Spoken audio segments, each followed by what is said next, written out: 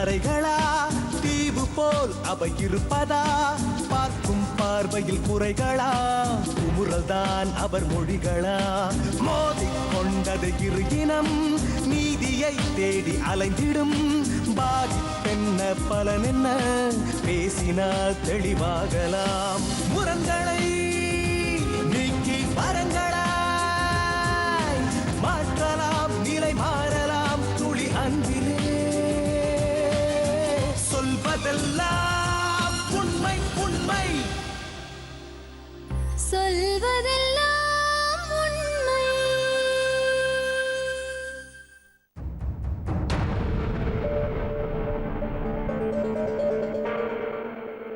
சொல்.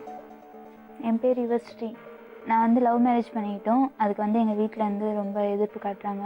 கூலி பாடையெல்லாம் வச்சு எங்கள் ஹஸ்பண்ட் வீட்டு சைடு ரொம்ப மிரட்டுறாங்க. கொஞ்சம் விவரமாக சொல்லுங்கள், உங்களுக்கு எப்படி பழக்கம்?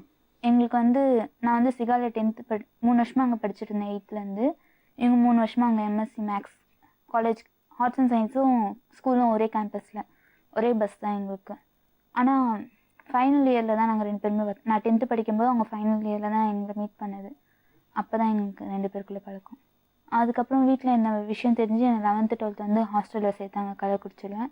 ஆனால் அதுக்கப்புறமும் அவங்க வந்து மந்த்லி ஒன் ஸ்கூலுக்கு போகும்போது வெளில நின்று வந்து பார்ப்பாங்க கள்ளக்குறிச்சியில். நான் ஊருக்கு வரும்போது பஸ் ஸ்டாண்டில் வந்து வெயிட் பண்ணி பார்த்துட்டு போவாங்க. அதுக்கப்புறம் ஒரு நாள் இந்த விஷயம் தெரிஞ்சு வீட்டில் வந்து ரொம்ப அடித்தாங்க. அவங்க வீட்டில் யாரெல்லாம் இருக்காங்க? அம்மா, 2 தங்கச்சி, அப்பா, அவங்க அண்ணன். அண்ணனுக்கு மேரேஜ் ஆகி 2 குழந்தைங்க. உங்கள் வீட்டில்? எங்கள் வீட்டில் அம்மா அப்பா இல்லை, சித்தப்பா சித்தி தான் பார்த்துக்கிறாங்க. எங்கம்மா அப்பா அம்மா? அப்பா அம்மா இறந்துட்டாங்க. உனக்கு கூட பிறந்தவங்க? பாப்பா மட்டும். தங்கச்சியா? தங்கச்சி. என்ன வயசாச்சு? 16 ஆகுது பாப்பாவுக்கு. அப்பா அம்மாவுக்கு என்னாச்சு? அப்பாவுக்கு வந்து நான் சின்ன பிள்ளையா இருக்கும்போதே அப்பாவுக்கு ரொம்ப உடம்பு சரியில்லாமல் இருந்தது. மஞ்சக்காமல இருந்து பிளட்டில் மிக்ஸ் ஆகிடுச்சு. அதுக்கப்புறம் ஹாஸ்பிட்டலில் கூட்டு போய் சேர்த்துக்கு காப்பாற்ற முடியாது அப்படின்ட்டாங்க. அப்பா இறந்து 6 months அம்மா இருந்துட்டாங்க. அந்த ஃபீலிங்லி சரியா சாப்பிடாம. அப்புறம் சித்தப்பா சித்தி தான் வளர்த்தாங்க. அதுக்கப்புறம் பாட்டி வீட்டில் தான் இருந்து படித்தேன் 7th வரையும். அம்மாவோட அம்மா வீட்டில். அதுக்கப்புறம் 8th 9th 10th தான் சித்தப்பா வீட்டுக்கு போனது. அம்மாவோட தங்கச்சி? அப்பாவோட தம்பி, அம்மாவோட சித்தி பொண்ணு. அவங்க நல்லா சந்தோஷமா இருந்தீங்களா? நல்லா பார்த்துப்பாங்க. நல்லா தான் பார்த்து. அப்புறம் ஏன் இப்படி ஒரு முடிவு எடுத்த? மேரேஜ் ஃபிக்ஸ் பண்ணிட்டாங்க வீட்டில். யாருக்கு? எனக்கு. உங்ககிட்ட சம்மதம் கேட்கல? ஸ்கூல்லேருந்து கூப்பிட்டு வந்தேன். ஃபர்ஸ்ட் ஹாஸ்டலில் இருக்கும்போது வந்து பார்த்தாங்க. பார்த்து அதுக்கப்புறம் கால் பண்ணுறேன்னாங்க, ஒன்றுமே பண்ணல. 2 நாள் கழிச்சு ஸ்கூலுக்கு வந்து டேரெக்டாக கூப்பிட்டு போனாங்க. கூப்பிட்டு போய் அதுக்கு அடுத்த நாள் மார்னிங் என்கேஜ்மெண்ட் சொல்லி கோயிலுக்கு கூப்பிட்டு போய் என்கேஜ்மெண்ட் பண்ணிட்டாங்க. எதுவுமே கேட்கல என்கிட்ட. அதனால தான் அவசரப்பட்டு முடிவு பண்ணியா? இந்த பையன் நல்ல பையனா? இந்த பையனோட ஃபேமிலியே தெரியுமா உனக்கு? எப்படி தெரியும்? ஒரு வாட்டி வீட்டுக்கு போயிருக்கேன். யார் அங்கே போனப்போ எப்படி இருந்தது? எப்படி இருந்தாங்க அவங்கெல்லாம்? நல்லா தான் பேசினாங்க எல்லாரும். அவங்க பாப்பா, ஆனால் அவங்க பாப்பாவுக்கு மட்டும் தெரியும் முன்னாடி நாங்கள் 2 பேரும் லவ் பண்ணுறோன்னு. அவங்க அண்ணி, பாப்பா, அம்மா, மாமாவும் பெரிய அவங்க அண்ணனும் மட்டும் இல்லை. என்ன வேலை பண்ணுறாரு உன் வீட்டுக்காரர்? படிச்சுட்ருக்காங்க. பிஎட். பிஇயா? பிஎட் எம்எஸ்சி மேக்ஸ் முடிச்சிருக்காங்க. டீச்சர் ட்ரைனிங் முடிச்சிருக்காங்க. நீங்கள் 12th முடிச்சிட்டேங்க. கரண்ட்டில். நான் என்னத்த சொல்ல? இல்லை, நாங்கள் இன்னும் கொஞ்ச நாள் கூட வெயிட் பண்ணியிருப்போம். அவங்க வீட்டில் திடீர்னு மேரேஜ் ஃபிக்ஸ் பண்ணனால தான் எங்களால் எதுவும் பண்ண முடியல. 3 வருஷமாக தெரியும் எனக்கு அவங்கள. நீ சித்தப்பா சித்திட்டு சொல்லலையா இப்படி எனக்கு இவர் தான் கல்யாணம் பண்ணிக்கிறதுக்கு விருப்பம்? தெரியும் வீட்டில் எல்லாருக்குமே. ஏற்கனவே 2 வாட்டி வார்ன் பண்ணியிருக்காங்க. 3ஆவது வாட்டி மாட்டினப்ப. ஏன் அவங்களுக்கு பிடிக்கல அவரை? Other caste.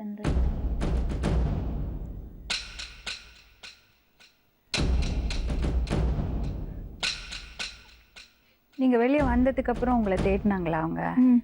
அவங்க வீட்டுக்கு போய் அடிச்சிருக்காங்க. கூலி படையை வச்சு மிரட்டுறாங்க. நீங்கள் எங்கே போனீங்க? எப்படி வெளியே போனீங்க?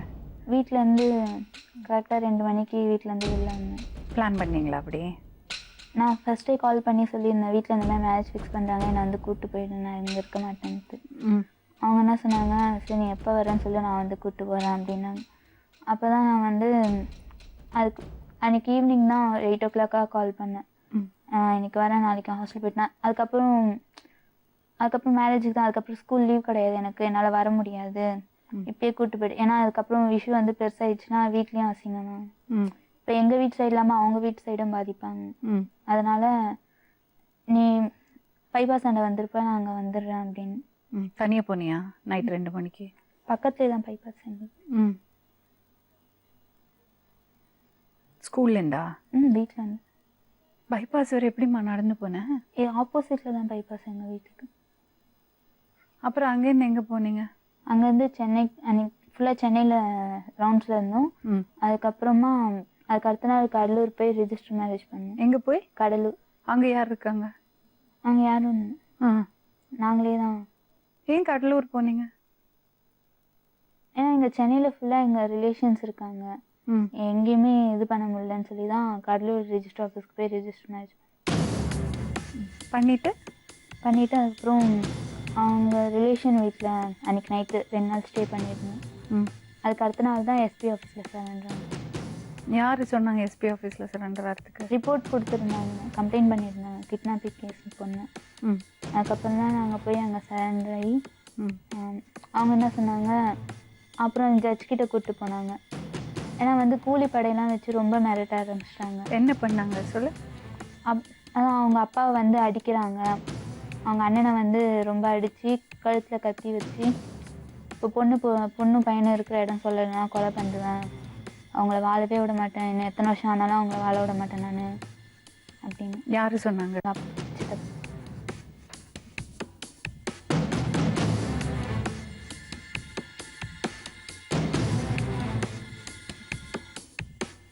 உங்கள் பேர்? பாஸ்கர்.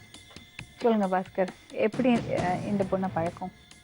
நான் காலேஜில் படிச்சுட்டு இப்போ வந்து அவங்க ஸ்கூலில் வந்து 10th படிச்சுட்டு இருந்தாங்க. 10th படிக்கல, ஒரு நாள் ஆஃப் டே விட்டாங்க. அப்போ தான் முதல் பஸ்ஸில் பார்த்தேன். பார்த்துட்டு 2 பேரும் பார்த்தோம். ஆனால் நான் பார்த்தது அவங்க பார்க்கல, அதோட விட்டுட்டோம். 2 நாள் கழிச்சு அதே பஸ்ஸில் போகலை, திரும்பவும் பார்த்தோம். அப்போ பார்த்துட்டு இருக்கல ஒரு நாள் வந்து நான் லவ் ப்ரப்போஸ் பண்ணுறதுக்காக லெட்ரு எழுதி கொடுத்தேன் பஸ்ஸிலே. அப்போ பஸ்ஸில் கொடுக்கல, என்ன பண்ணாங்க, அவங்க வாங்கிட்டு போய் அவங்க அண்ணங்கிட்ட கொடுத்துட்டாங்க. அவங்க அண்ணங்கிட்ட கொடுத்த உடனே அவங்க அண்ணன் ஃபோன் பண்ணுறதுக்கு ட்ரை பண்ணேன். நான் அதில் என் நம்பர் எழுதியிருந்தேன். ஆனால் என் செல்லு வந்து நான் நைட்டில் சுவிட்ச் ஆஃப் பண்ணுறோம், எப்போவுமே சுவிட்ச் ஆஃப் பண்ணிட்டு தான் படுப்பேன். அப்போ தொடர்ந்து ட்ரை பண்ணி இருந்திருக்காங்க 2-3 நாளாக. என் செல்லு மொபைல் வந்து எப்பவுமே சுவிட்ச் ஆஃபில் இருக்கவே ஒரு நாள் லைன் கிடச்சிது. அப்போ வந்து நான் செஞ்சியில் இருந்தேன். ஃபோன் பண்ணாங்க, இதுபோல் நான் விக்கிரவாண்டி போலீஸ் ஸ்டேஷன்லேருந்து ஃபோன் பண்ணுறேன், இதுபோல் நீங்கள் வந்து லக்ஷ்மி பிரபுன்ற அவங்க பொண்ணுக்கு வந்து லவ் லெட்டர் கொடுத்தீங்களே, அதுக்காக கம்ப்ளைண்ட் கொடுத்துருக்காங்க, நீங்கள் வந்து வரணும், ஸ்டேஷனுக்கு வரணுன்னாங்க. இல்லைண்ணா நான் இல்லை, கம்ப்ளைண்ட் கொடுத்துருக்காங்க, நீங்கள் வந்து வந்தே ஆகணும் நாங்க. சரிங்க சொல்லுங்க அண்ணா, இருங்க நான் கொஞ்ச நேரம் கழிச்சு ஃபோன் பண்ணுறேன் அப்படின்னு சொல்லிட்டு கட் பண்ணிட்டாங்க. அதுக்கப்புறம் ஃபோன் பண்ணவே இல்லை, அதோட விட்டுட்டோம். ஒரு 2-3 நாள் கழிச்சு இவங்க ஃபோன் பண்ணாங்க எனக்கு, இதுபோல் நான் யோசிச்சு பேசுகிறேன்னாங்க. சொல்லுங்க அண்ணா. அப்போ வந்து இதுபோல் வந்து எங்கள் அண்ணன் தான் மிரட்டினார். ஏன் அப்படி கூப்பிட்டு சொன்னேன்? அப்போ பஸ்ஸில் எல்லோரும் முன்னாடியும் கொடுத்தாருன்ற. எங்கள் அண்ணன் தான் மிரட்டினார், நீ போலீஸ்லாம் யாரும் மிரட்டலை அப்படின்னாரு. அதுக்கப்புறம் வந்து நான் சொன்னேன், இதுபோல் உங்களை வந்து லவ் பண்ணுறேன், ஆனால் வந்து இதில் என்னென்னா நான் வந்து என்னுடைய ஃபேமிலி பேக்ரவுண்டு எல்லாம் இதுதான், ஏழ்மையான குடும்பம் தான், உங்களுக்கு என்னுடைய நிலைமை புரிஞ்சு நீங்கள் ஏற்றுக்கிறதா இருந்தால் ஏற்றுங்க, இல்லைனா வேணான்னு முதல்ல சொல்லிட்டேன். அதுக்கப்புறம் அன்றைக்கி நைட்டு ஃபோன் பண்ணாங்க, நான் வந்து கம்யூனிட்டிலாம் பார்க்கல, உன்னுடைய இது தான் பிடிச்சிருக்குது எனக்குன்னாங்க. அப்புறம் நாங்கள் லவ் பண்ணிகிட்டு இருந்தோம். லவ் பண்ணிட்டு இருக்காலே திடீர்னு பார்க்கக்குள்ள எப்படி லவ் வந்தது? பார்த்தோன்னே எனக்கு பிடிச்சிருந்துச்சு. அது எப்படி பார்த்த உடனே லவ் வரும்? பார்த்த உடனேனா ஏதாவது காரணம் வேணும்ல லவ்வுக்கு? இல்லை, எனக்கு வந்து கலராக இருந்தால் பிடிக்கும். உனக்குமா? எனக்கு அப்படிலாம் அவங்க கேரக்டர் பிடிச்சிருந்தது. அந்த கேரக்டர் எப்படி உனக்கு தெரியும்? ஒரு நாள் எப்படி கேரக்டர் தெரியும்? இல்லை, ரொம்ப நாளாக பஸ்ஸில் வருவாங்க, எல்லாருக்கிட்டையும் பேசுவாங்க. ஆனால் மோஸ்ட் ஆஃப் கேர்ள்ஸ் யார்கிட்டயுமே பேச மாட்டாங்க. அதுமாதிரி அவங்க பார்க்கும்போது வந்து என்ன மட்டும்தான் பார்ப்பாங்க, என்ன சரௌண்டிங், என்ன சுற்றி இருக்காங்க, பார்க்குறாரா இல்லையெல்லாம் நீ பார்த்துட்டு இருந்திருக்க. லவ் அட் ஃபர்ஸ்ட் சைட்டா? சரி. இப்படி இருக்கல ஒரு நாள் வந்து ஒரு 2-3 மாதத்துக்கு முன்னாடி அவங்க இவங்களை விட்டு ஃபோன் பண்ணாங்க. அவங்க வீட்டிலேருந்து. நாங்கள் எப்போவுமே வந்து சிவன் கோயிலில் தான் மீட் பண்ணுவாங்க விக்ரவாண்டியில். அந்த கோயிலாண்ட வர சொல்லி இவங்களை வச்சு ஃபோன் பண்ணாங்க. அப்படியா? அண்ணனுக்கு விஷயம் தெரிஞ்சு லவுட் ஸ்பீக்கர் போட்டு அவங்கள வர சொல்லி கால் பண்ண சொன்னாங்க. நீ பண்ணியா? பேசுறதுக்கு அடிச்சாங்க, பேசுறதுக்கு பண்ணினியா? பண்ணேன். மணி 8 மணி இருக்கும் மேடம். ஃபோன் பண்ணாங்க வர சொல்லி. நான் இந்த டைமில் ஃபோன் வரல, எனக்கு கொஞ்சம் இதுவாக இருந்துச்சு. சரி இருந்தாலும் இந்த டைமில் வர சொல்லுது ஏதோ எமர்ஜென்சின்ட்டு நான் போனேன். நான் அந்த கோயிலாண்ட போகல வந்து அங்கே வந்து யாருமே இருக்க மாட்டாங்க. ஆனால் 3 பைக் நின்று இருந்துச்சு. எனக்கு கொஞ்சம் டவுட்டாகவே இருந்துச்சு, பைக் இருக்குது இங்கே யாருமே இருக்க மாட்டாங்கன்ட்டு. அவங்க தம்பியை நான் பார்த்துருக்கேன் இதுக்கு முன்னாடி. அப்போ அவனை நான் பார்த்துட்ட உடனே அவனுக்கு என்ன தெரியும். ஒரு 3 பேர் நின்றுட்டு இருந்தாங்க. இவன் தான் காட்டினான் என்ன, அவன் தான் பிடிக்கும் என்ன. அதுக்கப்புறமா நான் அங்கேருந்து எஸ்கேப் ஆகிட்டேன். எப்படி எஸ்கேப் பண்ணீங்க? நான் பைக்கில் தான் போனேன். அங்கேருந்து ஒரு 1 கிலோமீட்டர் என்னை ஃபாலோ பண்ணி வந்தாங்க. அதுக்கப்புறம் நான் பக்கத்து ஊரில் போயிட்டு மறைஞ்சிட்டேன் இருட்டில். அங்கே அன்றைக்கி நைட்டு விட்டாங்க. அதுக்கப்புறம் எனக்கு ஃபோன் பண்ணினே இருந்தாங்க. நான் சுவிட்ச் ஆஃப் பண்ணிட்டேன் செல்லு. அப்படி இருக்கல வந்து இவங்க வீட்டில் வந்து மேரேஜ் பண்ணுறேன்னு ஏற்பாடு பண்ணியிருந்தாங்க. திடீர்னு ஒரு நாள் பார்த்தா ஃபோன் பண்ணாங்க. இவ்வளோ வந்து எனக்கு என்கேஜ்மெண்ட் முடிஞ்சிடுது, ஏன் முன்னாடி சொல்லலைன்னு கேட்டேன். இவ்வளோ என்னை சொல்லவே விடலை. ஸ்கூலுக்கு வந்தாங்க. ஸ்கூல்லேருந்து கூட்டின்னு வந்து அப்படியே உட்கார வச்சிட்டாங்க. என்கேஜ்மெண்ட் சொல்லிட்டாங்க. என்னால் வந்து வெளில சொல்ல முடியல. அதனால தான் இப்போ ஃபோன் பண்ணேன். என்னை எப்படியாச்சும் கூட்டும் போய்ட்டு, இல்லைனா நான் சேர்த்துருவேன். அதனால் வந்து வெயிட் பண்ணுன்னு சொன்னேன். தீபாவளி கழிச்சு ஃபோன் பண்ணாங்க. இவ்வளோ நான் வந்து இப்போ ஸ்கூலுக்கு கிளம்புறேன். இதுக்கப்புறம் நான் வருவேனா என்னன்னு தெரில. மேக்ஸிமம் வர விட மாட்டாங்க என்ன. அதனால் வந்து இதுதான் லாஸ்ட் சான்ஸ், என்னை கூப்பிட்டுமோன்னு அன்றைக்கி நைட் ஃபோன் பண்ணாங்க. அப்புறம் நான் என்ன பண்ணேன், சரி வெயிட் பண்ணு நான் கூப்பிட்டு போகிறேன்னு சொன்னேன். திரும்ப ஃபோன் பண்ணி இவ்வளோ நாளைக்கு காலையில் நான் கிளம்புறேன்னு சொன்னாங்க. ஞாயிற்றுக்கிழமை நைட்டு ஃபோன் பண்ணாங்க, காலையில் கிளம்புறேன்னு. வெயிட் பண்ணு, நான் 2 மணிக்கெலாம் வரேன். எத்தனை மணிக்கு வரணுன்னா உங்கள் இஷ்டம்னாங்க. சரி நான் 2 மணிக்கெலாம் வந்து வீட்டாண்ட நிற்கிறேன், நீ வந்துடுன்னாங்க. அதே போல் அவங்க நான் இந்த ரோட்டில் வந்து நின்றுட்டு இருந்தேன் கார் வச்சுன்னு. அவங்க வந்தாங்க, இட்டுன்னு போயிட்டு இங்கே சென்னைக்கு வந்தோம். சென்னையில் அவங்க ரிலேஷன்லாம் தேட ஆரம்பிச்சிட்டாங்கன்னாங்க. அதுக்கப்புறம் கடலூர் போனோம். கடலூர் போயிட்டு ரிஜிஸ்டர் மேரேஜ் பண்ணிவிட்டு வந்துட்டேன். இப்போ என்னன்னா தலைமறைவாக இருந்தோம் ஒரு ஊரில் செஞ்சிக்கு பக்கத்தில். அவங்க அங்கேயும் அந்த இன்ஸ்பெக்டரு விக்ரவாண்டி இன்ஸ்பெக்டரு வந்து கண்டுபிடிச்சிட்டாரு. அவர் வரதுக்கு 10 நிமிஷத்துக்கு முன்னே நாங்கள் அங்கேருந்து கிளம்பி திண்டிவனம் டிஎஸ்பி ஆஃபீஸ் போயிட்டோம். அங்கே எஸ்பி இருந்தார், விழுப்புரம் எஸ்பி இருந்தார். அவர்கிட்ட போயிட்டு இவ்வளோ சொன்னோம். நாங்கள் நீங்கள் தான் பொண்ணு பிள்ளையான்னு கேட்டார். ஆமாம். அவர் வந்து என்ன சொன்னார்னா, ஃபஸ்ட்டு அந்த திண்டிவனம் ஸ்டேஷனில் இருந்தவங்களை கூப்பிட்டு ஃபஸ்ட்டு பையனுக்கும் பொண்ணுக்கும் சேஃப்டி கொடுங்க, எதுவாக இருந்தாலும் அப்புறம் பேசிக்கலாம், இவங்களுக்கு அடைக்கலம் கொடுங்கன்னு. அப்புறம் விக்ரவாண்டி போலீஸார் வந்து என்ன சொன்னாங்க, கேர்ள் மிஸ்ஸிங் கேஸ் கொடுத்துருக்காங்க அவங்க அப்பா, பையன் மேலே வந்து வழக்கு பதிவு பண்ணிக்கிறோம், நாங்கள் வந்து ஸ்டேஷன் கூட்டு போகிறோன்னு சொன்னாங்க. எஸ்பி என்ன சொன்னார், விக்ரவாண்டி ஸ்டேஷன் தேவையில்ல, நீங்கள் விழுப்புரம் டவுன் ஸ்டேஷன் இட்டு போங்க, அங்கே வச்சு எது வந்தாலும் பேசிங்க. அதுக்கப்புறம் ஸ்டேஷன் கொண்டு போன உடனே மேஜிஸ்ட்ரேட்டுக்கிட்ட விட்டுடணும், நீங்கள் எதுவும் என்கொயரி பண்ணக்கூடாதுன்னு சொன்னாங்க. அதே போல் விழுப்புரம் டிஎஸ்பி கிட்ட எங்களை இட்டு போய் ஒப்படைச்சாங்க. ஒப்படைச்சோடனே அவங்க என்ன சொன்னாங்க, டிஎஸ்பி கேட்டார், என்ன ஊருப்பா, என்ன பிரச்சனைன்னு கேட்டார். இது போல் சார் நாங்கள் மேரேஜ் பண்ணிட்டோம், எங்களை வந்து கூலிப்படை வச்சு தேடுறாங்க, எங்களை பிரிக்கணும்னு ஒரே எய்மில் இருக்காங்கன்னா. சரி நீங்கள் ரூமில் வெயிட் பண்ணுங்கன்ட்டு எங்களுக்கு ரூம் அலாட் பண்ணி கொடுத்தோம். அங்கேயே உட்கார வச்சாங்க. அதுக்கப்புறம் விக்ரவாண்டி இன்ஸ்பெக்டர் வந்து ஃபார்மாலிட்டிஸ்லாம் எழுதிட்டு இருந்தார். அதுக்கு அந்த டிஎஸ்பி சொன்னார், விழுப்புரம் டிஎஸ்பி, ஃபார்மாலிட்டிஸ்லாம் தேவையில்லப்பா, அவங்க வந்து பாதுகாப்பு கேட்டு தான் வந்தாங்க, நீ வந்து அவங்கள ஃபஸ்ட்டு மேஜிஸ்ட்ரேட்டுக்கிட்ட இட்டுமே விடு, எதுவும் வந்தாலும் அப்புறம் பேசிக்கலான்னாங்க. அதுக்கு வந்து அவர் வந்து என்ன சொன்னார்னா, இல்லை சார் நான் எழுதி முடிச்சுட்டு இட்டு போகிறேன்னாரு. அதுக்குள்ளேயே அவங்க அப்பா அவங்க அம்மா வந்துட்டாங்க. வந்தவொடனே அவங்க அம்மா, சித்தி, அவங்க தங்கச்சி யாரோ 3 பேர் வந்து உள்ளே பேசினாங்க. வந்துடுமா, இதுபோல் அவன் வந்து அதர் கம்யூனிட்டி, நம்ம குடும்பத்துக்கு தேவையில்லைன்னாங்க. இவங்க என்ன சொன்னாங்க, இல்லை நான் வரல, எனக்கு பிடிச்சிருந்து நான் லைஃப் தேர்ந்தெடுத்தேன், என் லைஃப்பை, நீங்கள் எதுவும் தேவையில்லை நாங்கள். அதுக்கு வந்து அவங்க ஒத்துக்கலை. அதுக்கப்புறம் எங்களை வந்து கூப்பிட்டு போய் மேஜிஸ்ட்ரேட்கிட்ட கூட சொல்லி டிஎஸ்பி சொல்லிட்டாரு, எஸ்பி கிட்டேருந்து ஃபோன் வருது, டைம் ஆகுது, இன்னும் என்ன பண்ணுறீங்கன்னு எஸ்பி கேட்குறாரு. மேஜிஸ்ட்ரேட்கிட்ட எட்டு போய் எங்களை அவங்கள ஒப்படைக்க சொல்லி எங்களுக்கு அங்கேருந்து எஸ்பி வந்து கம்பல் பண்ணுறாருன்னாங்க. அப்புறம் ரெண்டு பேரும் இட்டு போய் மேஜிஸ்ட்ரேட் வீட்டில் விட்டாங்க. 7 மணி இருக்கும். எங்களை இட்டு போய் அவங்க மேஜிஸ்ட்ரேட் வீட்டில் விட்டோன்னே மேஜிஸ்ட்ரேட் வந்து கேட்டாங்க. என்ன கேட்டாங்க, என்ன வயசாகுது கேட்டாங்க. இது போல் 25 வயசு ஆகுது மேடம். உன் பேர் எல்லாத்தையும் கேட்டாங்க, டீட்டெயில் கேட்டாங்க. அவங்களும் கேட்டாங்க, கம்ப்ளீட் ஆகிடுச்சு இல்லை, மேஜர் தானேன்னு கேட்டாங்க. மேஜர் தானே, எங்கே கல்யாணம் பண்ணீங்கன்னு கேட்டாங்க. இது போல் கல்லூரி ரிஜிஸ்டர் ஆஃபீஸில் கல்யாணம் பண்ணாங்க. அந்த சர்டிஃபிகேட் வச்சுருக்கீங்களான்னு கேட்டாங்க. இல்லை மேடம், இது போல் சர்டிஃபிகேட் அன்றைக்கி கொடுக்கக்கூடாதுன்ட்டு போயிட்டு அவங்க மிரட்டிட்டாங்க. எது நான் வந்து இது போல் கம்ப்ளைண்ட் கொடுத்துக்குறோம், சர்டிஃபிகேட் வந்து அவங்க கைக்கு போகக்கூடாதுன்னு மிரட்டினாங்க. அதனால் அவங்க தரமாட்டான்ட்டாங்க. வெயிட் பண்ணுங்கள், பிரச்சனை முடிஞ்சோடனே தரேன்னு சொன்னாங்களாம். அதனால் சர்டிஃபிகேட் இல்லை மேடம், ஆனால் ரிஜிஸ்டர் நம்பர் மட்டும் இருக்குதுன்னு சொன்னோம். ரிஜிஸ்டர் நம்பர் என்னன்னு கேட்டாங்க. 426/2014ன்னு சொன்னோம். சரிப்பான்ட்டு அப்புறம் அந்த இன்ஸ்பெக்டர், ராஜன் இன்ஸ்பெக்டர், அவர் வந்து என் மேலே வழக்கு போட்டிருந்தார். அதுக்கான இது கொடுத்தாரு அவங்ககிட்ட. அது பார்த்துட்டு இப்போ என்னப்பா பண்ணலான்னு கேட்டாங்க. அவர் இன்ஸ்பெக்டர் சொன்னார், கம்ப்ளைண்ட் பண்ணவர் வந்திருக்காரு மேடம்னாரு. சரி கூப்பிடுங்க கம்ப்ளைண்ட் யாருன்னு. அவங்க சித்தப்பா வந்தார். அவங்ககிட்ட கேட்டாங்க என்னன்னு. இல்லை மேடம், பொண்ணு வந்து நாங்கள் இட்டு போகிறோன்னு. எதுக்குன்னு கேட்டாங்க. வந்து பொண்ணு வந்து நாங்கள் வந்து வேறு இடத்துல வந்து நிச்சயம் பண்ணிட்டோம் என்னங்க.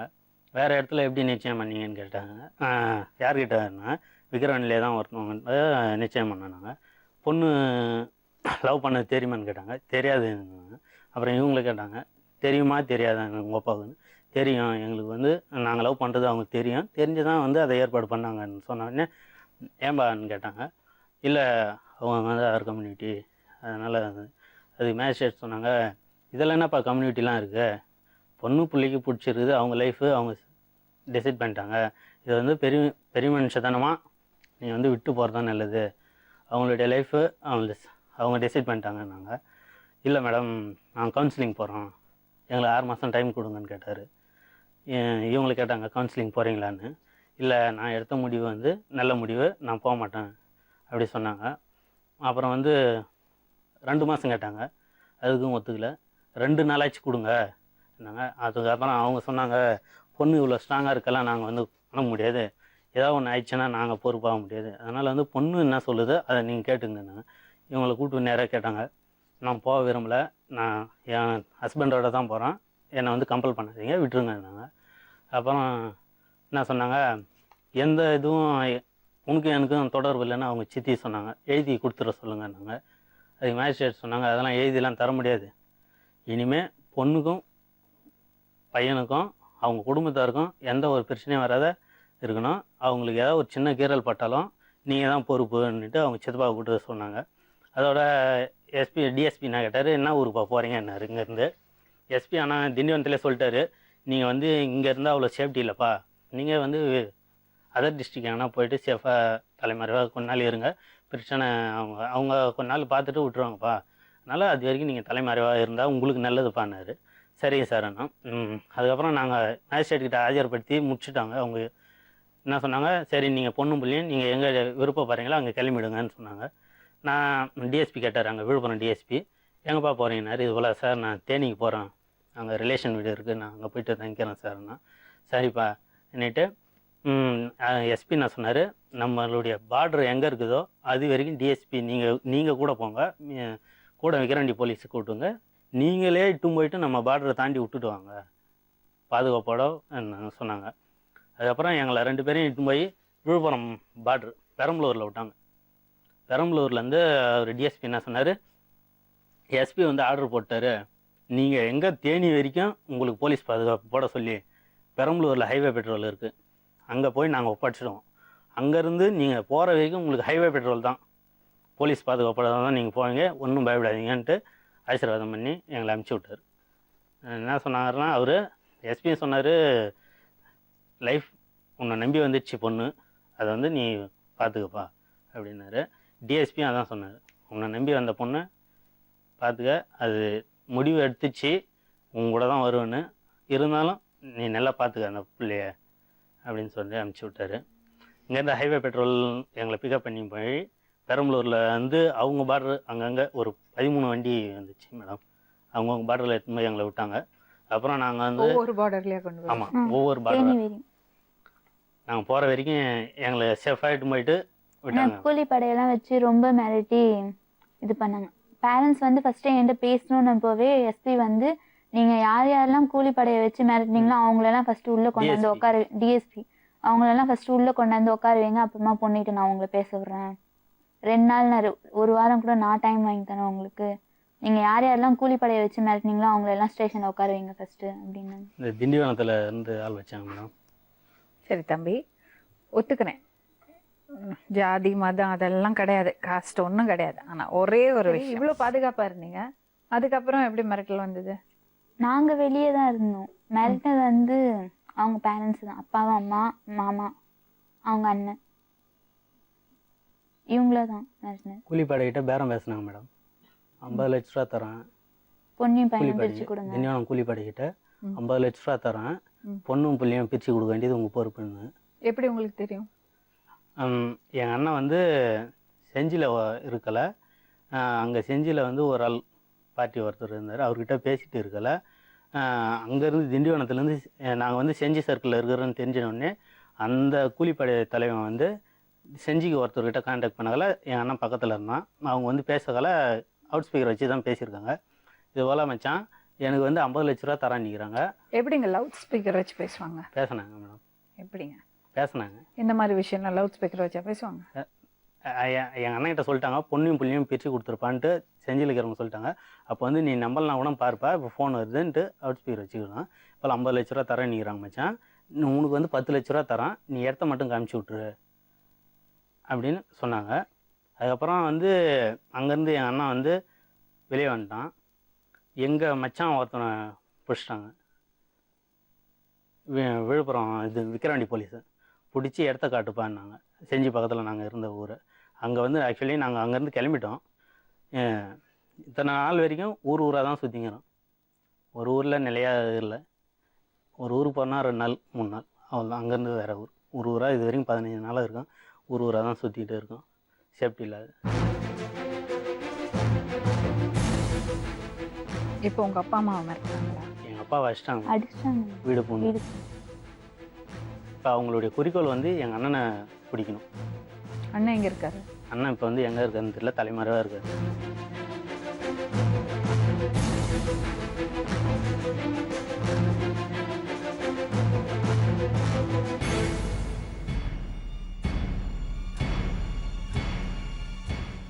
சொல்லுங்கம்மா. இவங்களுக்கு கல்யாணம் ஆனதெல்லாம் எங்களுக்கு தெரியாது மேடம். என்ன நாங்கள் எப்போதும் வீட்டில் இருக்கிற மாதிரியே இருக்கிறோம். பையன் வீட்டில் தானே இருந்தான்? பையன் வீட்டில் இருந்தான். திடீர்னு அவன் இல்லைன்னப்போ நீங்கள் தேட மாட்டீங்களா? நைட்டுக்கு இருந்தாப்புல காலையில் வந்து எங்களை பிடிக்கிறாங்க. சரி, இவங்க அப்பா வந்து பிடிக்கிறாங்க. ம் எங்களுக்கு தெரியாது, எங்கள் பிள்ளை வீட்டில் தான் இருந்துச்சுன்னு தான் இதான் சொன்னான். ம் நீங்கள் காலையில் கொண்டாந்து விடலைன்னா உங்களை அல்லறி வாரி போட்டும் போயிடுவான் ம் என்னட்டு எங்களை அடிக்க வந்தாங்க அப்பயே. ம் நாங்கள் சரி காலையில் தேடிட்டாந்து விட்றோன்னு இது ஒரு வார்த்தை சொன்னமா தான். ம் அதில் இருந்து எங்களை வீடே விட மாட்டுறாங்க. ம் திருத்தி திருத்தி எங்களை ஓட விட்டு அடிக்கிறாங்க மேடம். எங்கே போனாலும் எங்களை தங்கவே விட மாட்டுறாங்க. இவங்க செய்த தப்புக்கு நாங்கள் என்ன செய்தோம்? நைட்டு 1 மணிக்கு வந்து எங்களை அடிக்கிறாங்க. யாருமே இல்லை, நாங்கள் ஒரு 2 பேர் தான், ஒரு பொண்ணு ஒன்று வச்சுருக்கிறோம் படுத்துங்கன்னு. நாங்கள் 3 பேர் இருக்கிறோம். சின்ன பிள்ளைங்கள வந்து கூப்பிடுற மாரி கூப்பிடுறாங்க. யாரான்னிட்டு போய் கதவு திறந்துட்டாங்க, கண்ணீத்திலே அடிக்கிறாங்க மேடம். எங்களால் தாங்கிக்கவே முடியல. இவங்க செய்த தப்புக்கு நாங்கள் என்ன செய்வோம் மேடம்?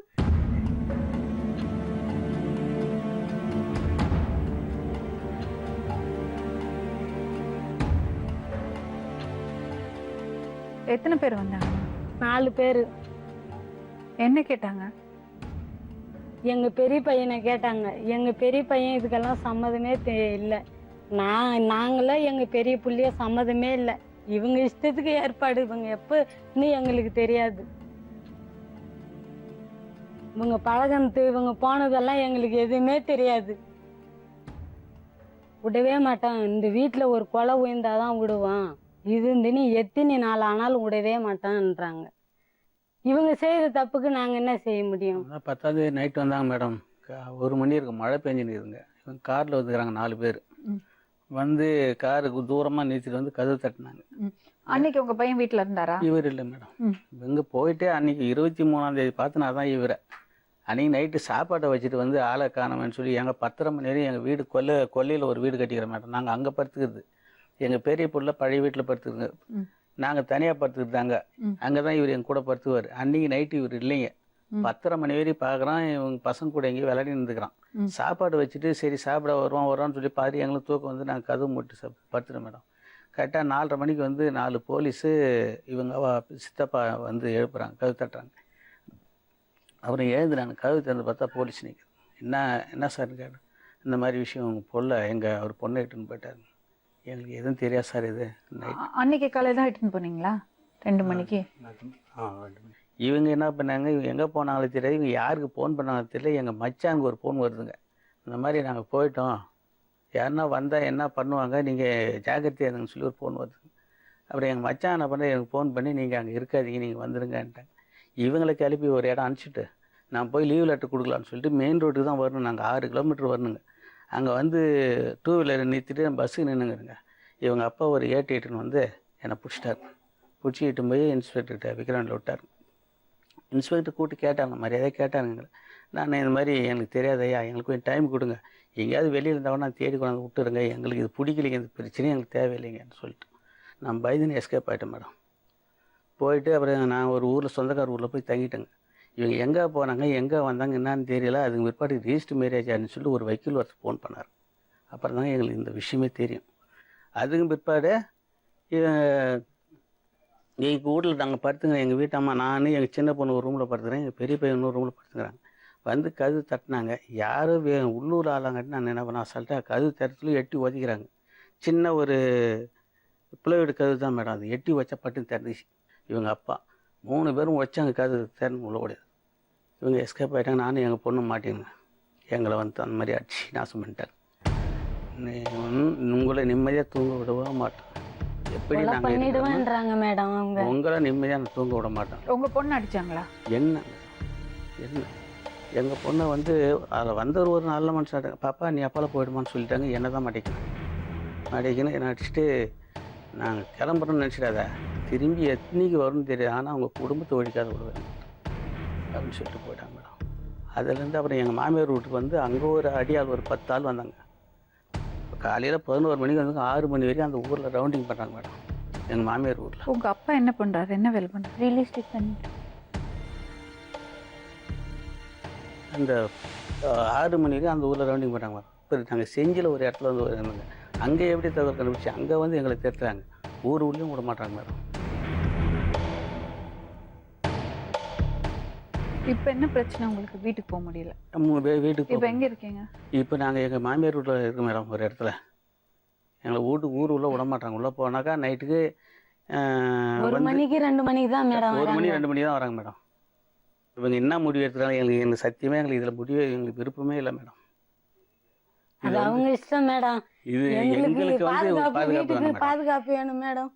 நாங்கள் கொல்லையில் நெஞ்சு வலி, எனக்கு அவங்க சுகருக்காரு, நான் எங்களை நிம்மதியாக விடவே மாட்டாங்க மேடம். வீட்டில் எவ்வளோ நாளைக்கு மேடம் நாங்கள் ஊராக சுற்றிக்கின்னு வர்றது. ஊரில் போனாலும் சொந்தக்காரு பாதுகாப்பு கொடுக்க மாட்டாங்க. இவங்க பண்ணுற ஒரு அகாஜூகத்துக்கு. இவங்க கல்யாணம் பண்ணிட்டாங்க, ரெஜிஸ்டர் மேரேஜ் பண்ணிடுறாங்க, 2 பேரும் மேஜர். நம்ம என்னம்மா பண்ண முடியும்? பிரிக்க முடியாதுல்ல. என்ன அது நீங்கள் என்ன செய்கிறீங்களோ மேடம், எங்களுக்கு பாதுகாப்பு வேணும் மேடம். அவங்க எப்படின்னா நீங்கள் பண்ணி விடுங்க. லோக்கலில் அந்த ஊரில் வில்லேஜ் அசிஸ்டண்ட் இருக்கிறேன் மேடம். நான் வந்து வெளியில் போய் பதங்க முடியாது, நான் வேலை செய்யறதுக்கு போகணும். சரி, இந்த பொண்ணுக்கு பையன் சம்பாதிக்கல, இன்னும் வேலைக்கு போகல, இந்த பொண்ணு நீங்கள் வீட்டில் தானே வச்சுக்கணும்? ஆமாம் மேடம். வச்சுக்கிறது யாரா? அது எப்படிங்க நாங்கள் வச்சுக்க முடியும்? அவங்க எங்கன்னா போட்டு மேடம், எங்களுக்கு வேணாம் மேடம். ஆமாம், எங்களுக்கு வந்து நாங்கள் தனியாக எங்களுக்கு எங்கள் உயிருக்கு உடம்புக்கு பாதுகாப்பு வேணும் மேடம். அவங்க என்ன அவங்கள பற்றி எங்களுக்கு இதே இல்லைங்க. நாங்கள் எங்களை கேட்டுன்னு அவர் போனார்கள். இந்த முடிவு சம்பாரிச்சு அவங்க சாப்பிட்டுக்கிட்டு மேடம், அவங்க என்ன பண்ணுவாங்களோ எங்களுக்கு அதுக்கு வேலை இல்லை. எங்களுக்கு பாதுகாப்பு வேணும். எங்கே போவாங்க 2 பேரும்? அவங்க எங்கன்னா போய் சம்பாரிச்சு என்ன பண்ணிட்டு மேடம், நாங்கள் சேர்த்தோம்னா எங்களுக்கு பெரிய தலைவலி தான் வரும். நாங்கள் விருப்பப்பட்டு செய்யலை இந்த வேலை. ஆனால் அவங்க சொல்கிறது பூரா, அவங்க அப்பா வந்து சொல்கிறது பூரா நாங்கள் தான் இதில் இருந்து இவங்களை கூட்டி அனுப்ப மாதிரி அநியாயமாக ஒரு பழியை போட்டு எங்கள் 2 பேரும். என்னம்மா சொல்கிறேன்? கேளுங்க எங்களுக்கு சேஃப்டி வேணும் மேம். எங்க எப்படி வாழ்வீங்க நீங்க? வேலைக்கு போனோம். இன்னும் 2 மாசம் கஷ்டமா இருக்கும் மேம். ஜாப் கிடைச்சிருச்சுன்னா அதான் எங்க இருப்பீங்க அந்த 2 மாசம்? இவ்வளோலாம் ப்ராப்ளம் வரும் யோசிக்கவே இல்லையா நீங்க இல்லை வீட்டில் இருந்து கிளம்பும்போது? இல்லை ஏன் யோசிக்கல? இதோட விளைவுகள் என்னதுன்னு தெரியாதா உங்களுக்கு? இவ்வளோ ப்ராப்ளம் வரும்னு யோசிக்கல மேம். நீங்க படிக்கிறது இல்லையா? வெளி உலகம் தெரியாதா? அப்படி இல்லை. அப்புறம் பிடிச்சிருந்தது எனக்கு. அவங்க வந்து என்ன சொல்றது, நாங்கள் இன்னும் கொஞ்ச நாள் கூட வெயிட் பண்ணியிருப்போம் மேம். அவங்க திடீர்னு மேரேஜ் ஃபிக்ஸ் பண்ணவே தான் நாங்கள் இந்த முடிவை அவசரமாக எடுக்க வேண்டியதாக இருந்தது. 12th எக்ஸாம் எழுதுறதா இருக்கீங்களா? ம், ஆமாம். இந்த குழப்பத்துக்குள்ள எப்படி எழுதுவீங்க? ப்ராப்ளம் அவங்க எங்கள் லைனில் வராமல் இருந்தால் அதுக்கப்புறம் ஸ்டடீஸை நான் கண்டினியூ பண்ணிப்பேன் மேம். பசங்க இப்படி பண்ணிட்டா பெற்றவங்க பேசாமல் இருந்துடணுமாமா? அப்படிதான் மேம். அப்புறம் சரி பொக்கியோ சொல்லணுமா? சரி போயிட்டு வாங்க சொல்லணுமா? இல்லை மேம், நான் அவங்கள லவ் பண்ணுறேன்னு தெரிஞ்சே தான் அவங்க இது பண்ணாங்க. லவ் பண்ணிக்கோ, யாரை வேணா லவ் பண்ணிக்கோ சொல்லணுமா? இப்போ நான் சூஸ் பண்ண லைஃப் தப்பாக இருந்தால் பரவாயில்லையே மேம். அவங்களுக்கு எப்படி அது ஷூராக தெரியுமா? அவர் இன்னும் வேலைக்கு கூட போகலையே. பெற்றவங்களோட கவலை இருக்கும்ல உங்களுக்கு? இல்லைன்னு சொல்ல மேம். சரி நீ ஒரு அம்மா இருந்தா என்ன செஞ்சிருப்ப? அவங்கள புரிஞ்சுக்கவாது செய்யணும்ல மேம். என்ன புரிஞ்சுப்ப? சரி லவ் பண்றியா, லவ் பண்ணிக்கோ சொல்லுவியாமா? அவங்க அந்த டைம்ல அவங்கள பத்தியாவது டீட்டெயில்ஸ் கேட்டிருக்கணும்ல. பையன் எப்படி, என்ன பண்றாங்க, அவங்க ஃபேமிலி எப்படி. அவங்க எதுவுமே கேட்கலையே மேம் என்கிட்ட. எடுத்தோடனே வேண்டாம், ஒழுங்கா வச்சுக்க மாட்டாங்க, பார்த்துக்க மாட்டாங்க, இதானே மேம் சொல்றாங்க. அவங்க இப்போ லவ் பண்றாங்கன்னு தெரிஞ்சா அவங்க கிட்டயும் கூப்பிட்டு பேசி பார்க்கணும். எப்படிப்பா என் பொண்ணை வச்சுப்பேன், என்ன பண்ணுவேன். 10th ஸ்டாண்டர்ட் லவ் பண்ணுறது வயசாமா?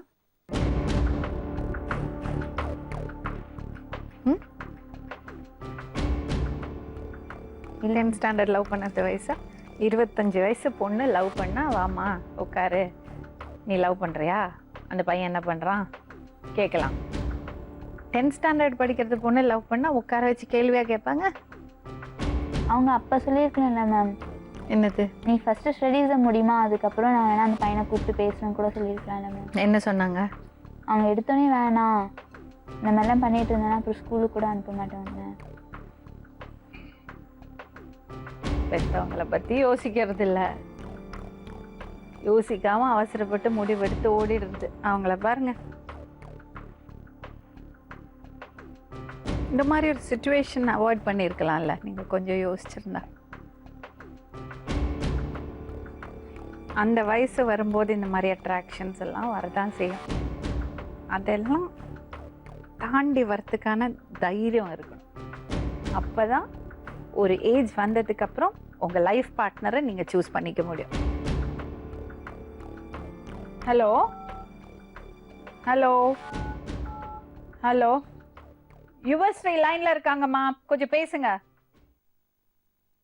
ஹலோ லதா, கொஞ்சம் பேசுங்க.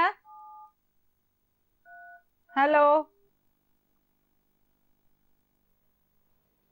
சித்தி சித்தப்பாட்ட பேசுறதுக்கு ரொம்ப ட்ரை பண்ணோம். அவங்க லைன்லேயே வரதில்லை. சித்தியோட ஃபோன் அடிக்குது, அவங்க எடுக்கிறாங்க, நான் பேச மாட்டேங்கிறாங்க. இப்போ என்னென்னா இவங்க சொல்கிறத பார்த்தா அவங்க ரொம்ப வன்முறையில் ஈடுபடுறாங்க.